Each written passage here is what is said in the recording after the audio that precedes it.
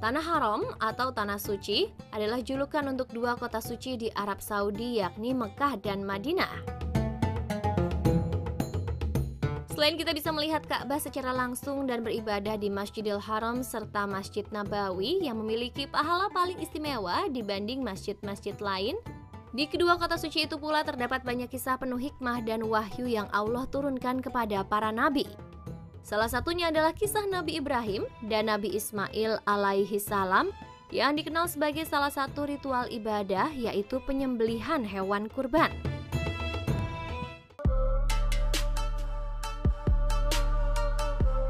Dan dalam kunjungan tim Spotlight ke Arab Saudi beberapa waktu lalu, kami berkesempatan untuk melihat langsung tempat persembelihan Nabi Ismail di Bukit Mina yang terletak di antara kota Mekah dan Muzdalifah bernama Jabal Kurban. Dari kejauhan atau tepatnya berada di atas gunung, itulah tempat Nabi Ismail dikurbankan atau juga dikenal dengan nama Jabal Kurban.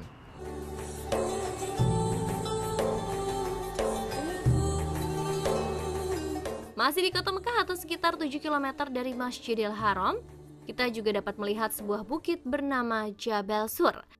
Menariknya, di atas bukit tersebut terdapat gua yang dijadikan tempat persembunyian Nabi Muhammad Shallallahu Alaihi Wasallam bersama sahabatnya Abu Bakar Asy-Siddiq radhiyallahu anhu untuk menghindari kejaran kaum kafir Quraisy ketika hijrah dari Mekah ke Madinah.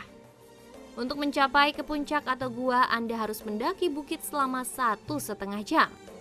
Selain Jabal Kurban dan Jabal Sur, tim Spotlight juga akan mengajak Anda untuk mengunjungi beberapa tempat lain di Arab Saudi yang juga menyimpan kisah-kisah religius. Berikut liputannya hanya untuk Anda.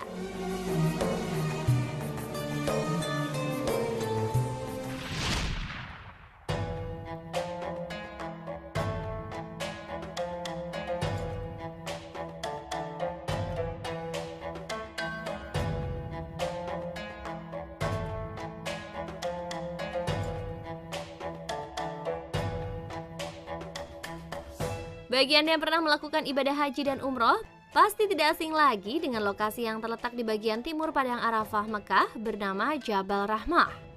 Namun tahukah Anda kalau arti Jabal Rahmah sebagai bukit kasih sayang ini ternyata ada kaitannya dengan kisah yang terjadi pada Nabi Adam alaihi salam? Kisah bermula ketika Nabi Adam dan Siti Hawa yang berada dalam surga melakukan kesalahan dengan memakan buah terlarang, buah kuldi akibat godaan iblis.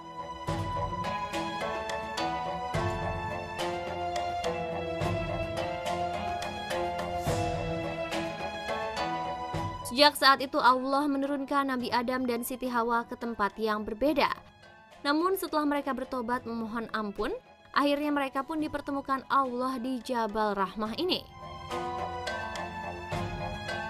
Menariknya lagi, tidak hanya kisah pertemuan Nabi Adam dan Siti Hawa yang terjadi di Jabal Rahmah, tetapi juga berhubungan dengan peristiwa sejarah saat Nabi Muhammad Shallallahu Alaihi Wasallam melakukan haji wada atau haji terakhir. Untuk mencapai puncak Jabal Rahmah, Anda harus menaiki 168 buah anak tangga yang terbuat dari susunan bebatuan terjal dan dapat ditempuh dengan waktu sekitar 15 menit. Sesampainya di puncak Jabal Rahmah, Anda dapat langsung melihat monumen yang terbuat dari beton berbentuk persegi 4 dengan lebar sekitar 1,8 meter dan tinggi 8 meter. Sayangnya, walaupun sudah terpampang jelas pengumuman tentang beberapa hal yang tidak boleh dilakukan oleh para jamaah di sekitar monumen untuk menghindari kemusyrikan, nyatanya masih saja ada yang melanggarnya, seperti menulis nama atau mencoret-coret tembok monumen, sholat atau berdoa di area monumen, maupun mencium bagian badan tugu atau monumen.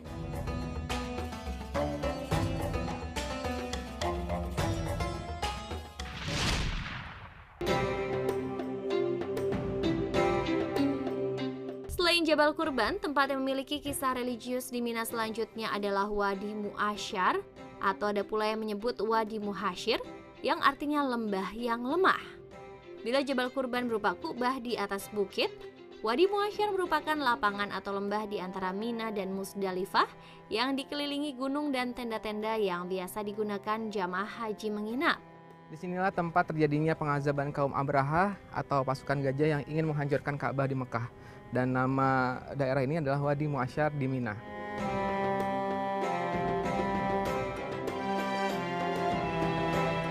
Menariknya di sini terdapat sebuah kisah atau sejarah yang sangat populer di kalangan umat muslim karena tempat ini merupakan lokasi terjadinya penyerangan pasukan gajah yang dipimpin oleh Raja Abraha dengan tujuan menghancurkan Ka'bah di Mekah.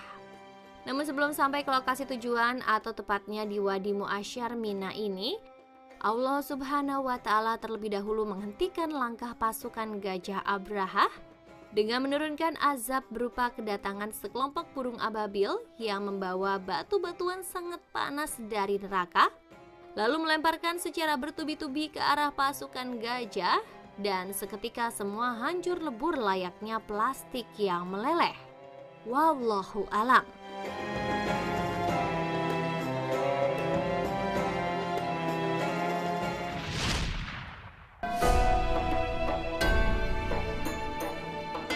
Hudaibiyah merupakan salah satu kota bersejarah di Mekah yang terletak sekitar 26 km dari Masjidil Haram.